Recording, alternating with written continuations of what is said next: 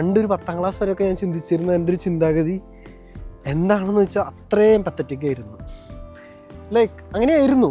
അത് കഴിഞ്ഞ് ഒന്ന് രാജ്യം മാറിക്കഴിഞ്ഞ് കഴിഞ്ഞപ്പോൾ, ഒന്ന് രാജ്യം മാറി വേറെ രാജ്യത്തേക്ക് എത്തിക്കഴിഞ്ഞ് കഴിഞ്ഞപ്പോൾ ഇച്ചിരി കൂടി നല്ല നല്ല കണക്ഷൻസ് കിട്ടി. ഓഫ് കോഴ്സ് ലോകത്തില്ലാത്ത നശിച്ച ആൾക്കാരുണ്ടായിരുന്നു. പക്ഷേ നല്ല കണക്ഷൻസ് വഴി ഞാൻ എന്നെ തന്നെ ഫിൽട്ടർ ചെയ്ത് കൊടുത്തു, നല്ലതിലേക്ക് ഫിൽട്ടർ ചെയ്ത് കൊടുത്തു.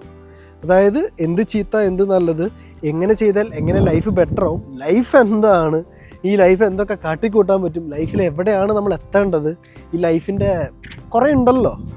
അപ്പോൾ നമ്മുടെ മൈൻഡ് സെറ്റ് തന്നെ വൈഡറായിപ്പോയി. അത്രയും കാലം ഇങ്ങനെ ചുരുങ്ങി നേരോ ഞാൻ എന്നുള്ളതിൽ നിന്ന് ഇച്ചിരി കൂടി ബെറ്റർ ആയത് അപ്പോഴാണ്.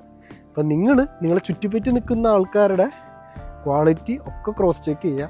നിങ്ങളെ പിന്നിലേക്കാണ് വലിക്കുന്നത് എന്ന് നിങ്ങൾക്ക് തോന്നുന്നുണ്ടെങ്കിൽ റീതിങ്ക് ചെയ്യുക, മാറ്റുക, താല്പര്യമില്ല എന്ന് പറഞ്ഞ് ഒഴിവാക്കുക. കാരണം ക്ലൈമാക്സിൽ നിങ്ങൾക്ക് നിങ്ങളേ ഉള്ളൂ.